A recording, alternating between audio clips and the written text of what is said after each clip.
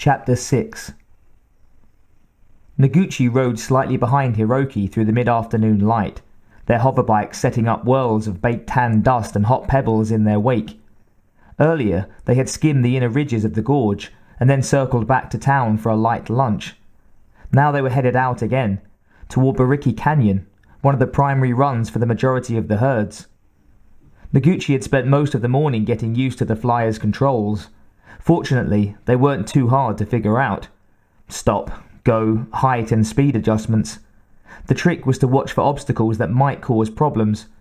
Jump a big rock too fast and you could find yourself on your back, your scooter flying merrily along without you, at least until the dead hand control shut it down.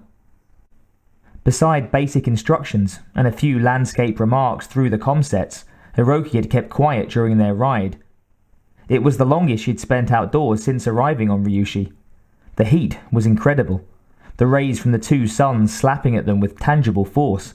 Fiery winds ruffled the tips of her black hair at the base of her visor, and particles of sandy dirt kicked up by Hiroki's bike pelted at her goggles and dusted her cheeks. Ahead and all around, huge cliffs encircled them. Initially, it had all looked the same, harsh and unforgiving. But she had to admit there was a sparse beauty to the plains as well. It recalled images of sand gardens that Noguchi had visited in her youth at Kyoto. Here the sand was unchanneled and pocked with planets and rocks. High-knee stands of beige reeds grew randomly near the edges of the valley. Stones jutted from the earth in layers of shaded browns and greys. The fractured topsoil was a huge jigsaw puzzle with no end. There was plenty of sand, to be sure, but no order here, no simple Zen lines. It was raw chaos. Billions of years in the making, this world, and she and a handful of men and women now held sway over it, masters of all the dry land. It was not hard to believe in manifest destiny out here in the far reaches of the galaxy, that mankind's true role was to minister to and control all things. Their revving motors had surprised a goodly amount of small animals out of hiding. A family of jack lizards hopped in front of Noguchi's bike near the gorge, headed for cover in the grasses, and Hiroki had pointed out an armoured firewalker and her mate as they slipped through a pile of rocks earlier in the morning. The female was a rosy brown, her smaller mate a faded grey. They had been poking at gravel with their short, pointed snouts, probably searching for snake eggs or beetles. Noguchi could understand, at least intellectually, why the ranchers had left Earth to make Ryushi their home. There was a kind of freedom to the prairies, a calm serenity to the stark lands, a certain beauty in it all. On Earth, a single living plex could house 50,000 people in tight, tiny cubicles. On Earth, open land still existed, but under so many regulations that just to walk upon it without a proper license might be worth a year in prison.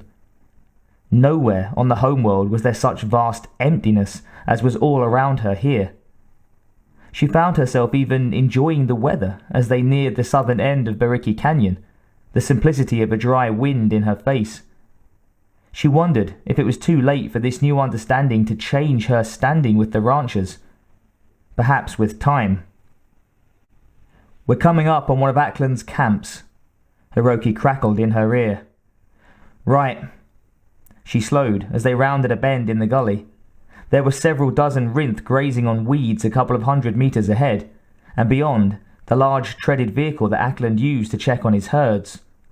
The crawler could hold 20 people comfortably, and was equipped with a full kitchen and sleeping accommodations for at least 6. Most of the ranchers had automatic vehicles, AVs, but Ackland's was the biggest. Of course. The rinth themselves seemed to be unlikely meat animals. They looked to Noguchi much like a beast she had seen in a zoo as a child, a rhinoceros. The rinth was slightly bigger than her memory of the grey-brown Terran creature, and they had a mottled purple and ochre skin. They walked on stumpy, oddly jointed legs that ended in nailed pads, and they had a hooked, beak-like mouth above which were a pair of inline horns, the greater horn a wrist-thick and sharp cone that jutted straight up in front, the lesser horn smaller and angled slightly backwards towards the animal's rear. Ugly brutes, no brighter than cattle, but very tasty when cooked properly. Noguchi came to a stop next to Hiroki's bike and dismounted, legs still throbbing with the feel of the engine. Ackland and several of his people stood grouped near the AV and watched them approach. Noguchi set her eye protectors up on her cap and patted dust from her clothing as they neared Ackland. The big man gazed at them with a sneer. "What's the problem, Hiroki? You and the boss lady get lost." "We're just making the rounds," began Hiroki. "Yeah, right." Ackland grinned without humour. "What's the real reason? The company shoot down the price increase?" Noguchi cleared her throat. "You know we can't get through the magnetic interference during the day. I'll contact them this evening." Ackland scoffed and started to turn away. "And," she continued, "I'll do all I can to get you a bigger cut." She wouldn't be talking to Earth, of course. The newly invented subspace radio wouldn't stretch that far, but she could get a response from the corporate sub-HQ on Kijita's world. Even though it was light years away, the new equipment could shrink that to a few light hours, effectively only a few billion kilometers. They could get an answer by morning, and the sub-HQ was empowered to make such niggling decisions. Ackland raised an eyebrow. "So what are you doing here?" He made no effort to keep irritation out of his voice. Hiroki remained silent. "We're checking on everyone's progress, seeing if there's anything we can do to help," she said. The late afternoon light glinted off the AV's pitted hull behind him as Ackland looked her up and down. Finally, he nodded. "Yeah, you can help. You can stay out of our way. The last thing we need is help from corporate paper pushers."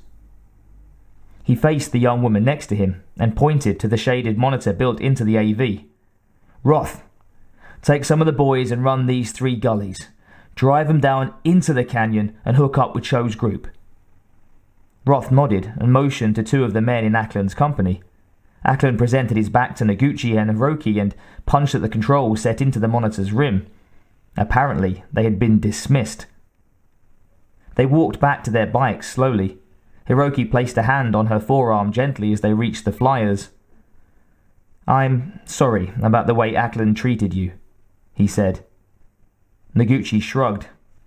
"Actually, it's okay. I know how—" She paused, searched for the right word. "I know what kind of an uncaring bitch I've been. I would have been surprised if he had had any other reaction. It is as if I have been in some kind of suspended animation for the last few months. I cannot explain it."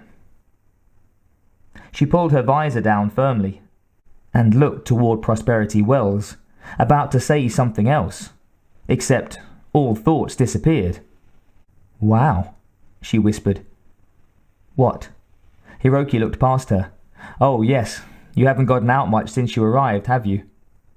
Noguchi barely heard him. The suns were setting. The desert was bathed now in golds and reds.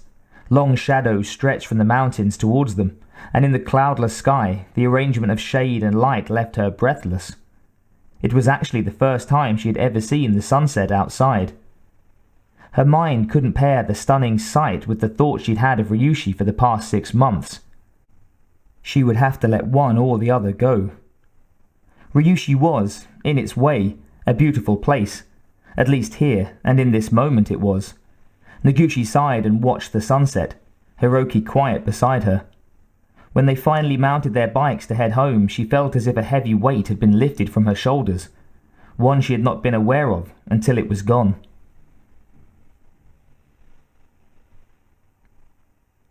Tom scanned the console and spoke without looking up. "Geosync orbit in 20 hours, and check on turbulence." Scott's hands fluttered over the controls. "Some fluctuation, but we can compensate, no prob. We can decouple any time after orbit is achieved, then it's—" The magnified Ryushi holo had appeared on the screen. "Hello, Ryushi. Jesus, what a dustball." Tom looked up and nodded. "So it's a tad dry. Big deal." Scott leaned back in his form chair and cracked his knuckles behind his head. Yeah, but we're not talking vague thirst here. This is just one big parched hellhole. He watched the vid as it panned the ranges and cliffs of Ryushi. What kind of mouth breather would want to move way the fuck out here, especially when there's still plenty of land available on Nova Terra? Tom glanced at the screen and then went back to plugging in data. Who the hell knows? One man's poison and all that. Yeah, but look at the reads on the native life. This place is poison. I'm sure Ryushi is the perfect home for somebody somewhere. Not me, Scott mumbled under his breath. Great place for a nice vacation from the tug, for sure. If you were a fucking lizard. Oh well. He could spend his time in the local bar talking to the women. He didn't have to go hiking around in the sunshine, now did he?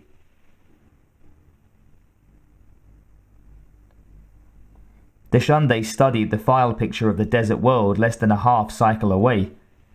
Behind him, the Yautja sparred under Skemte's supervision and screamed in bloodlust.